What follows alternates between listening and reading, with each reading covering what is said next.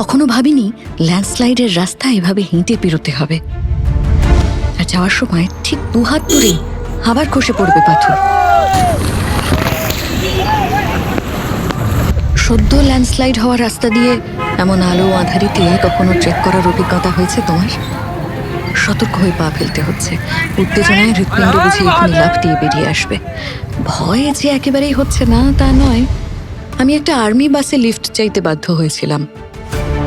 তারপর সেই নৈশ অভিযান শেষ হলো এক প্রায় ঘুমন্ত পাহাড়ি গ্রামে পৌঁছে।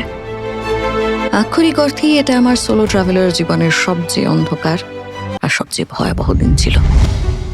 যার শুরুটা হয়েছিল বদ্রীনাথ মার্গের ওপর অবস্থিত এক সুন্দর পাহাড়ি গ্রাম পিপলকোটি থেকে। পুরো গল্প জানতে ফলো করো আমার ইউটিউব চ্যানেল ইতি চৈতালি ট্রাভেল পড।